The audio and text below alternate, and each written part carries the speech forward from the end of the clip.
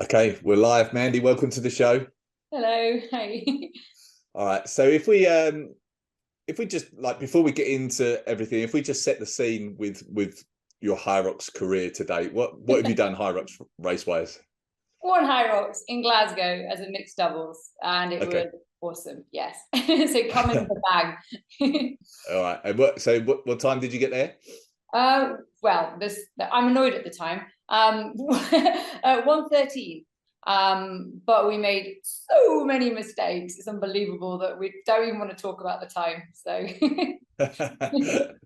That always happens in your first yes, one. There's yes. always mistakes. So you did that with your husband, yeah? Yeah, Your my partner, partner. sorry. Yeah, my partner Robert. Yes, that's right. Okay.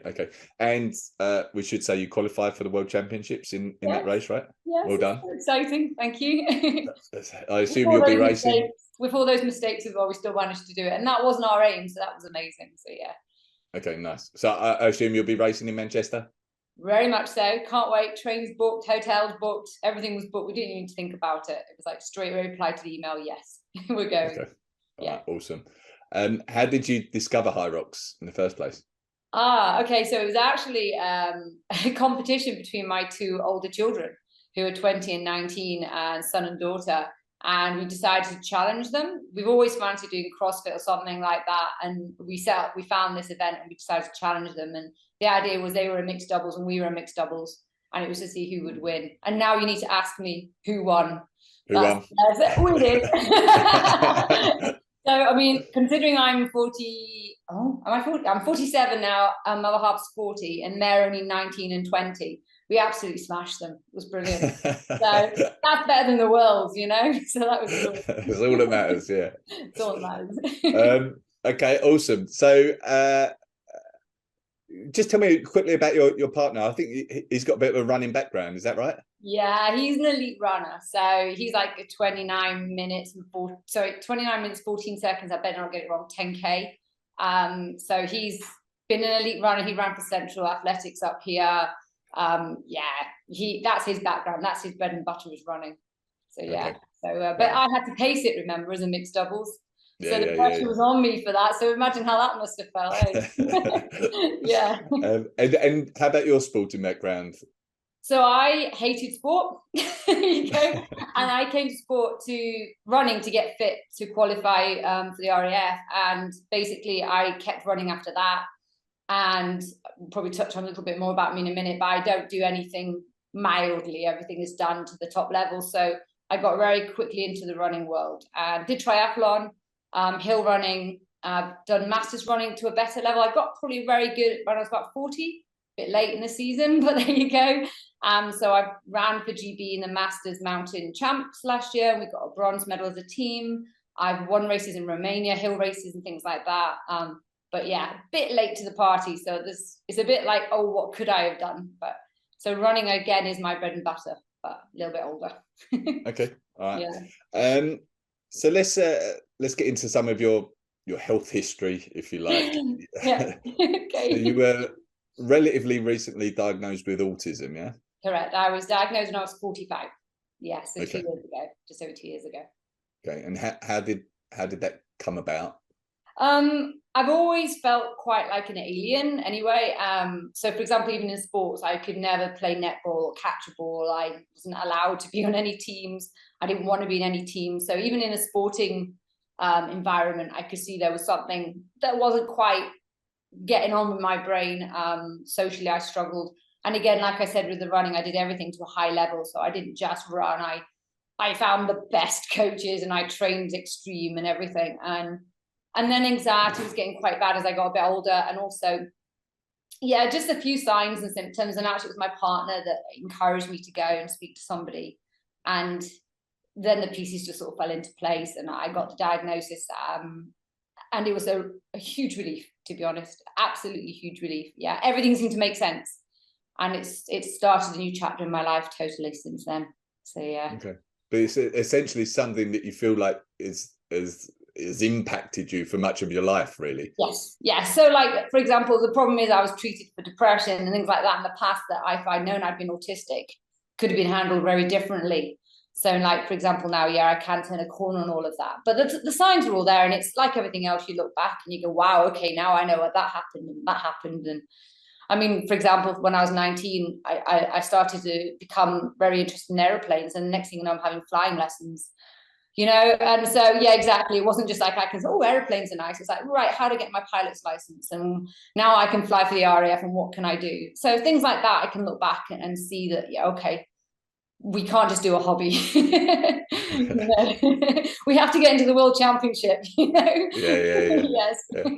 Okay, all right, so how we can talk about how that impacts HYROX in your training specifically in a bit, but how's the diagnosis impacted your life, would you say? Changed my job straight away, because I was very much in a public facing role and I knew that was leaving me very exhausted. So that was a huge one.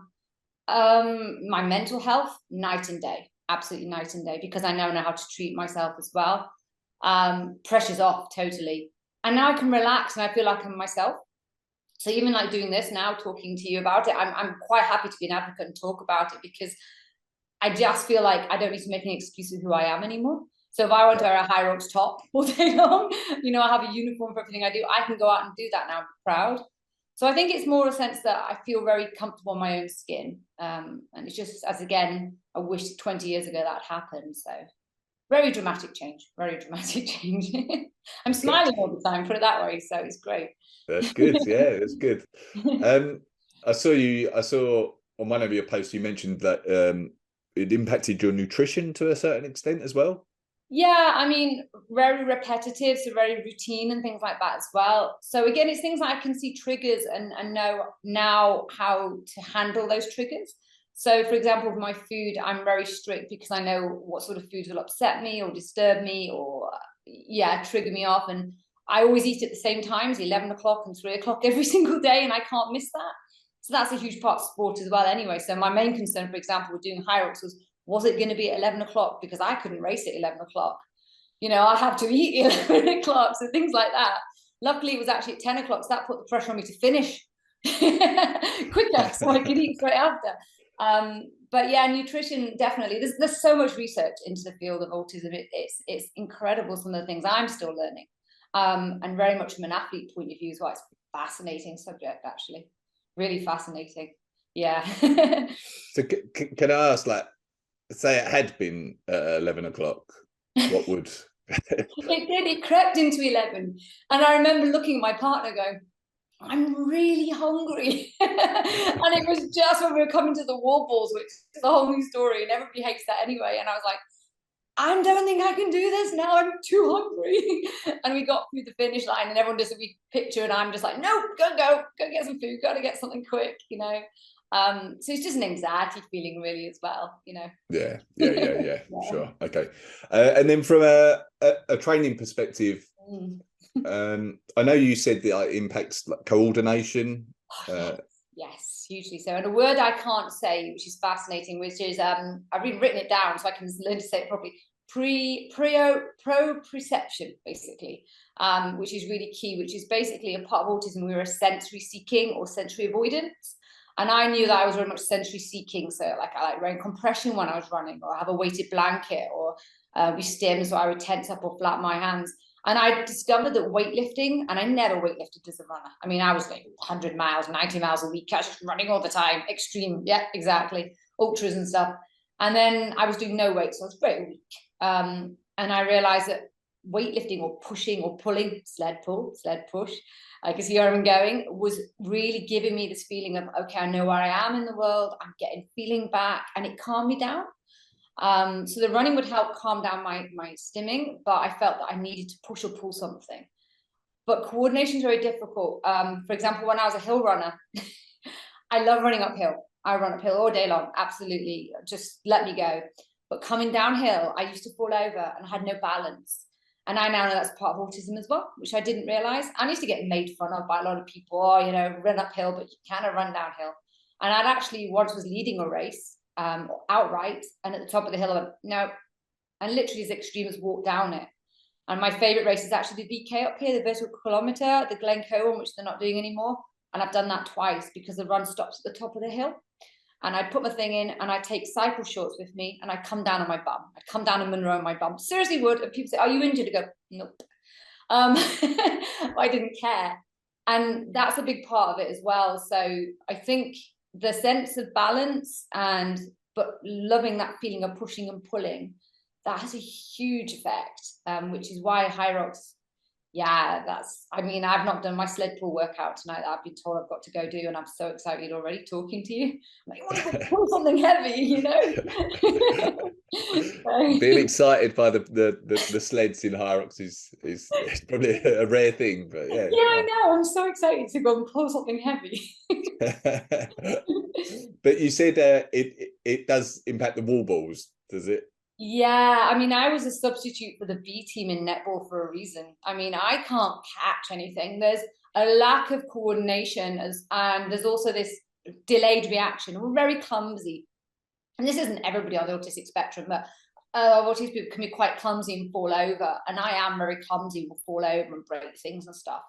And the idea of catching a heavy ball, I mean, I've had a few bust lips. I've done my nose in the gym because it's literally landed and gone, oh no, missed it.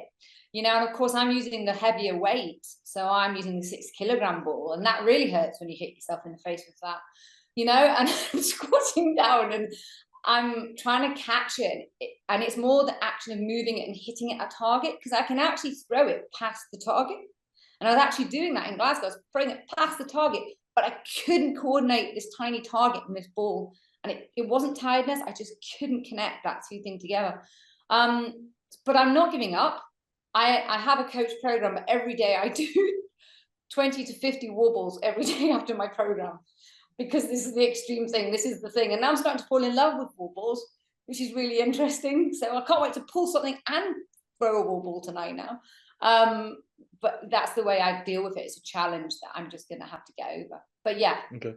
100% it's a coordination thing with that one. But it is something that you can work on. It's not like just hopeless, you know. Yes, well, it's not like netball where I don't know where it's coming from. It's always going to come from the same place. There's no excuses there. I just got a muscle memory, you know. It's not like I'm going to be in a random running around trying to catch it. So as long as I don't make it a running motion, I think I should get it. All right. And I guess in the doubles you can split the work up as you see fit. Don't say that, because I've never seen my other half look so depressed as to when I tried to do the wall balls. I kept missing the target, and he just looked at me like a very sad dog. He was just like, oh. And I was like, I'm so sorry. I really let him down on that. I really let him down. He's never let me forget it. So don't worry. I'm sure you didn't. I did. All right. Okay. So how about just like HYROX is visually stimulating, sounds, everything. How did you find that? You see, I was anxious about that too, and I thought it's going to be really noisy, and I can't go in a shopping centre. A shopping centre is like, to me, again, I look back and why did I get so dizzy? But I hated it. And growing up in Manchester, the Trafford Centre was like, no, it's an extremely horrendous thing to be in for me. So I thought it was going to be too much. I'm used to running outside, and I wear sunglasses when I run outside so I can focus. But actually it wasn't, because I knew I had a job to do. I knew no one was going to come up and talk to me, and everybody was focused and had a job to do. I'd already been in and checked out where everything was. I was with my partner, so I felt very safe anyway as well.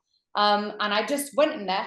Everyone was really professional. I was totally focused. I knew I had to go here, go here, go here, go here, and then get out and eat something. And that's exactly how it went. And it wasn't like a shopping centre where I'm walking around and everything's overstimulating.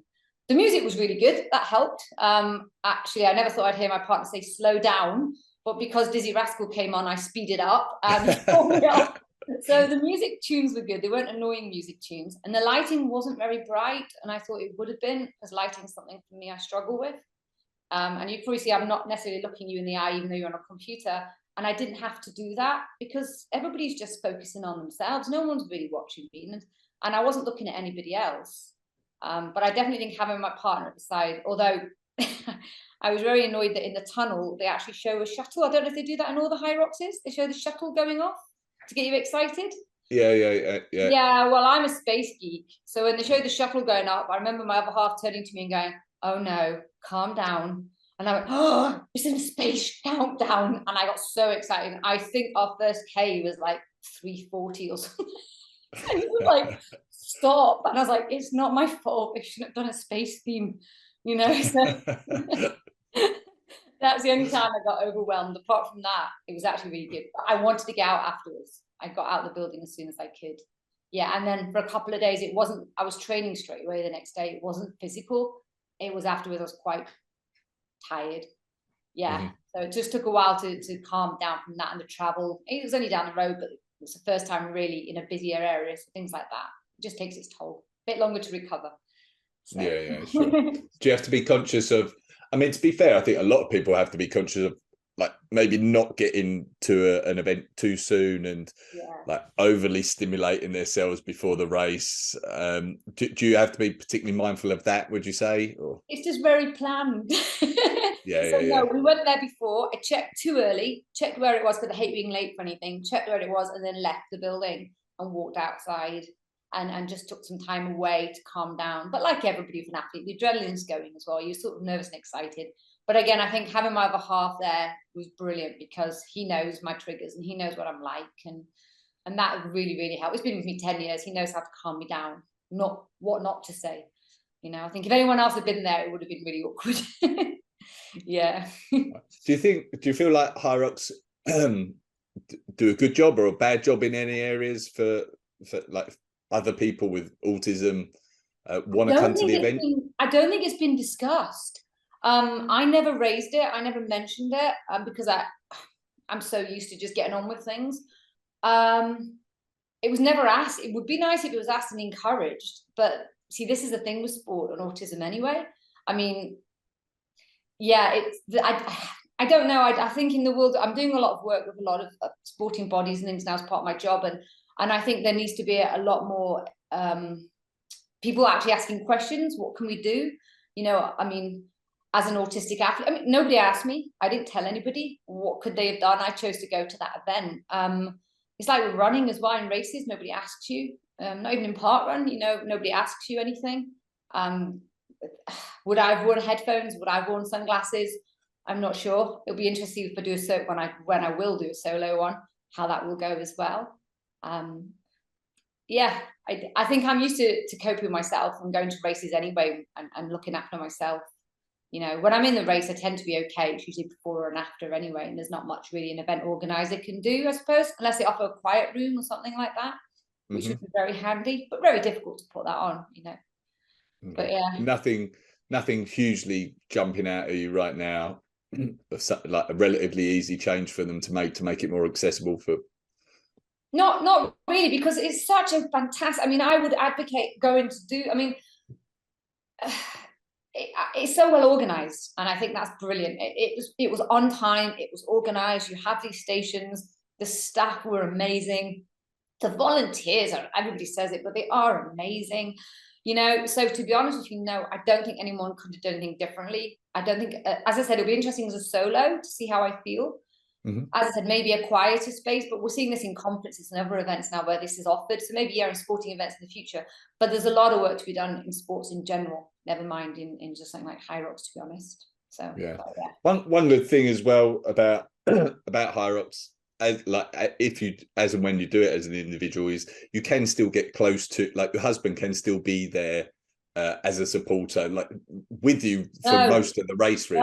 No, that'd be worse. That's what I'd ask them not to do. Don't let him come near me if I'm going solo. I don't want him shouting at me, do those warbles. No, he can go. No. Okay. No, he's fine. He can support me.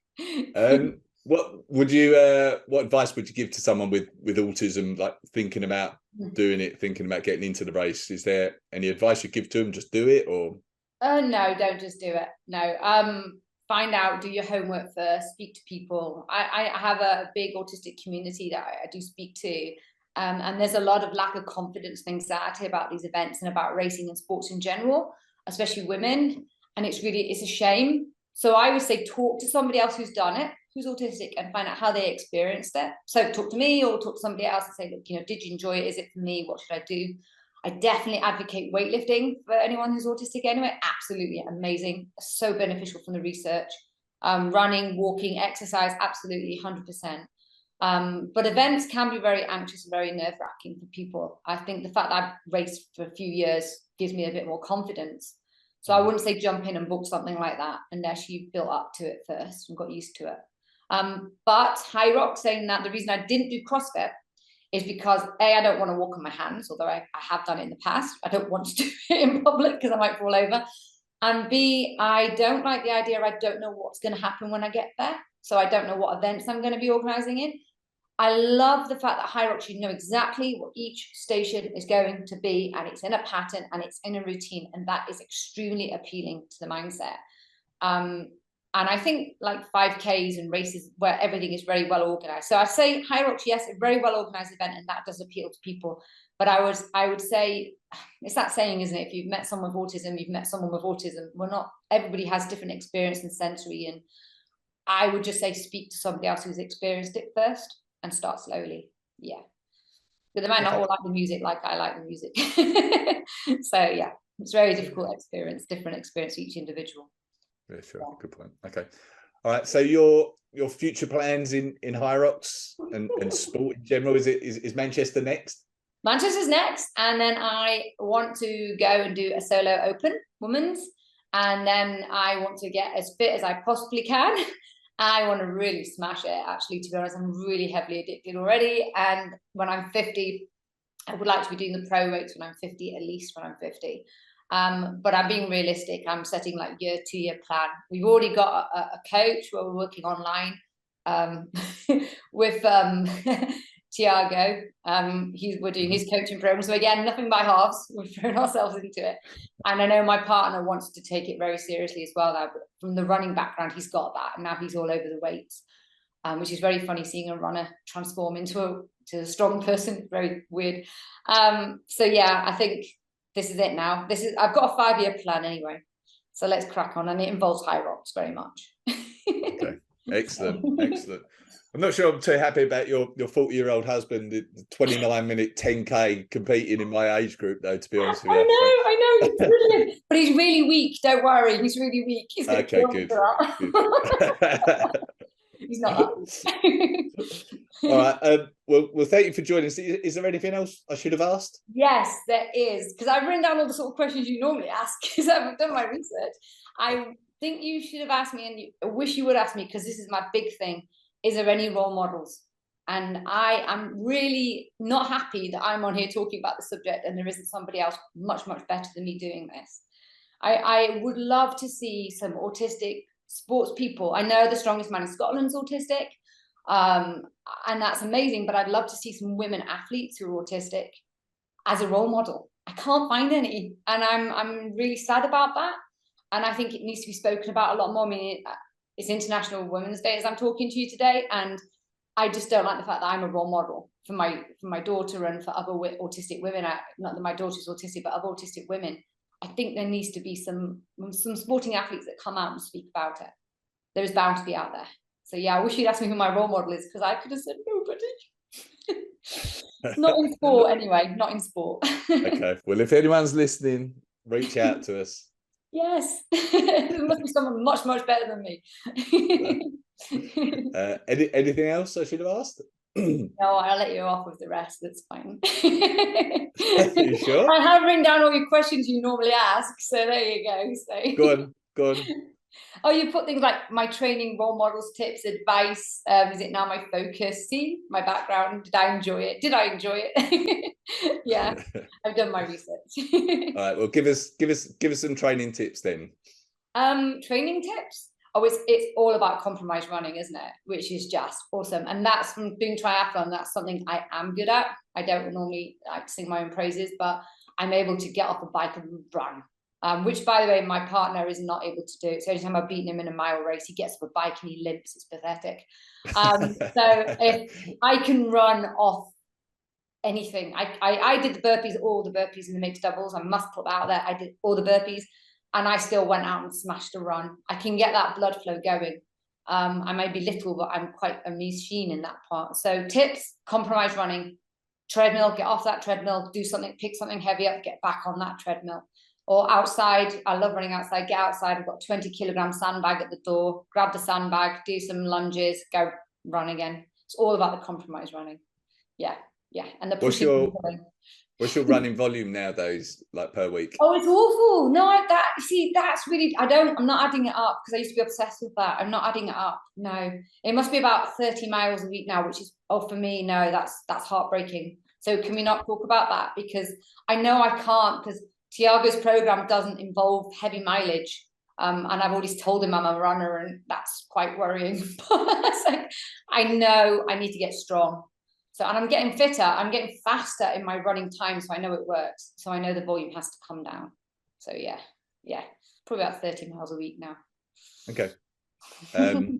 If we're going back to some questions I normally ask, how fast are you over 5K, 10K? I only ever ran my first ever 5K last year. Never done one before. Apart, and I did 19 minutes 42, so I was 47. So nice. That's pretty good. I've only ever done one 5,000 meter track race, and I got silver. So that was 2 years ago. So yeah, I've never timed myself in races. I've done 4 marathons, and I've done an ultra and things like that. And I've done an 8-hour ultra where you just run loops for 4 miles, which is amazing. That really was my mindset. I was so happy. That's the only race I've ever been excited about, was doing that one. I couldn't sleep for days. I was so excited just to run loops for 8 hours. Yeah. Where was that? That was in Falkirk, a park in Falkirk, a cross-country route. That was probably the red flag as well. I wasn't diagnosed at that point, but that's a huge red flag that for 3 days I couldn't sleep because I just wanted to run loops. So yeah, I still run loops to this day in places. So I still run mile loops, you know. Yeah. Okay. All right. Well, this has been great. Cool. Like, thank you for coming. It's inspirational, to be fair. Like what you've done, what you've achieved, how you're dealing with everything. And like you say, hopefully there's other people out there that can be inspired by it and can reach out and put this out there as well. So thank you for coming. Good luck for the World Championships. Thank you. And hopefully I'll catch up with you again. Well, hopefully I'll catch up with you while we're there. Yes. And you won't be racing against my other half. Yeah. That's good. Yeah. All right. Thank you. Take care, everyone. Bye-bye. Bye. Yeah.